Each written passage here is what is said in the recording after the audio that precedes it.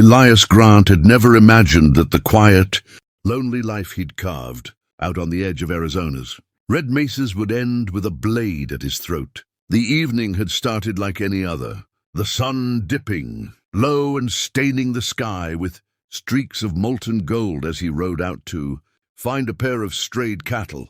The land was silent except for the soft crunch of his horse's hooves and the distant cry of a hawk. He found tracks, bare footprints, dozens of them, strange enough to make him dismount and crouch, fingers brushing the dust. He frowned, straightening slowly just as the world exploded around him. A sharp cry tore through the air.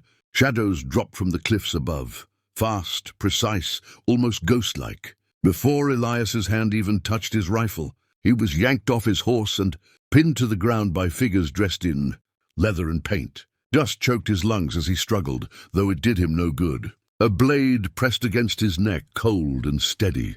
When the dust settled enough for him to see clearly, he froze. His captors were all women. Their braids swung over broad shoulders, their faces fierce and unreadable.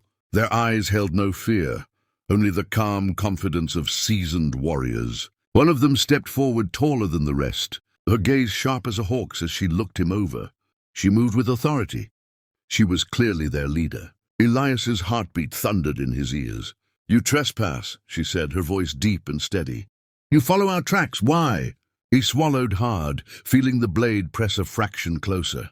"I'm just looking for my cattle," he managed, voice hoarse. "I meant no harm." The women exchanged glances he couldn't read, silent communication, passing between them like sparks. The leader lifted her chin. "You will answer to us. You come with the tribe." Before he could protest, his wrists were bound and he was pulled to his feet. They led him across the rocky ground with practiced efficiency, slipping into the desert as easily as snakes into grass. Elias stumbled to keep up, breath sharp, heart pounding.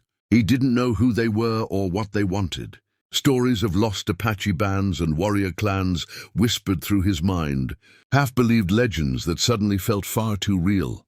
But as they descended into a hidden canyon, something unexpected settled in his chest. Amid the fear, a flicker of awe grew. The camp was orderly, alive, humming with strength and unity. And though every eye watched him with caution, none held cruelty. He had been captured, but something told him his fate was not as simple as it first seemed. Life in the canyon moved differently than any world Elias Grant had known. The moment the women untied his wrists, they didn't abandon their vigilance. Instead, they watched him with a mix of suspicion and curiosity. The tribe called themselves the Shi-Ai-Dee, the Daughters of Thunder, a name that carried both pride and warning. Elias quickly learned that he was not among ordinary settlers or runaways, but a group of warrior women who had chosen a life apart from men to govern themselves by their own rules. Their society was structured, disciplined, and far more peaceful than he'd expected for a place carved from stone and dust. Nahona, the tall leader with the unwavering eyes, kept him under strict observation. She walked with the quiet authority of someone who had never lost control of a situation in her life. Yorna, her second, moved like a coyote, quick, sharp, always listening. And Tally, the healer, regarded him with gentle suspicion, studying him as though he were a plant whose properties she had yet to identify. Elias felt out of place among them, like a lone wolf stumbling into a den of warriors. But he also felt something else, an unexpected pull to understand this strange and fiercely united tribe.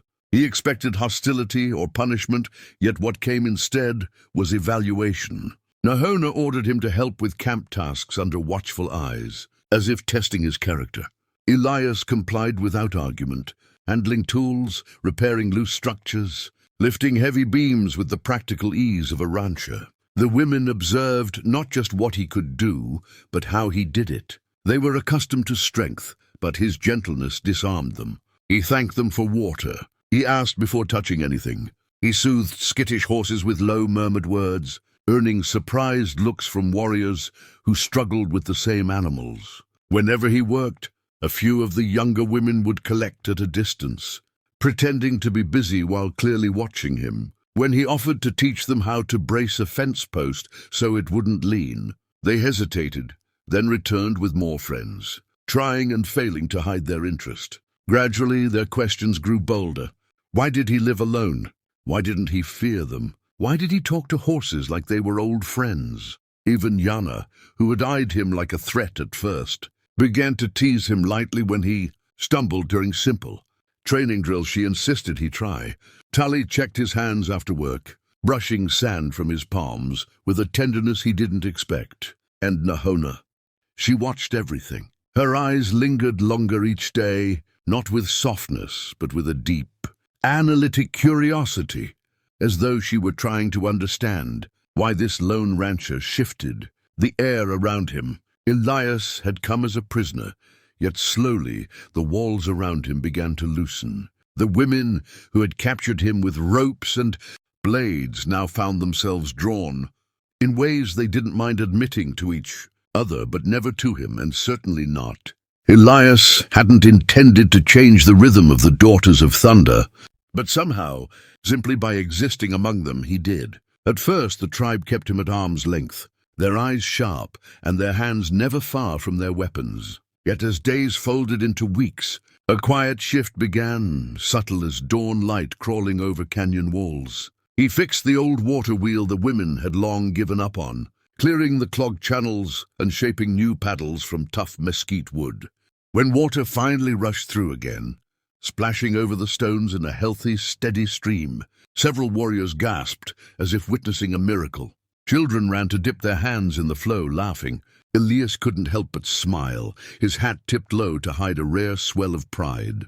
His next unintended contribution came when he noticed the tribe's mustangs, powerful animals, but skittish, difficult to ride unless forced. Elias approached them with patience rather than dominance. He whistled softly, letting them smell his hands, moving slow enough for even the most anxious mare to trust him. Soon, women gathered at the corral every morning, leaning on the railings as though watching a performance. Some pretended to critique him, others offered advice he didn't need. Yet none could hide their fascination as horse after horse calmed beneath his touch. It wasn't long before warriors began asking for his help, not with orders but with shy curiosity. His cooking only made things worse or better depending on whom you asked. One evening he offered to prepare supper out of politeness, thinking they would decline. Instead, they watched with open interest as he seasoned venison with herbs he'd gathered during a supervised walk. When the scent rose into the evening air, rich and warm, even the most stoic warriors drifted toward the fire in surrender. The tribe ate in rare silence that night, interrupted only by murmurs of approval and embarrassed attempts to hide second and third servings. Yana sparred with him regularly, insisting it was training for both of them. She laughed loudly when he tripped or misstepped, but she also smiled when he improved, something she thought he didn't notice. Tali checked on him often, always bringing an excuse, a new salve she wanted him to test, a strange plant she needed his opinion on, a concern about his sore shoulder. Her gentleness contrasted with the sharpness of the world around them, and Elias found it comforting. But Nahona noticed everything. She observed from a distance at first, arms crossed, expression unreadable. She watched the way the tribe softened around him, how they lingered near him, how they carried feathers or beads to him under the guise of necessity. And though she tried to remain rigid, something in her eyes began to change. She questioned him at dusk, not with suspicion but with genuine curiosity. She listened more closely than any woman he had ever met. And when she laughed low, rare, reluctant, it felt like the canyon itself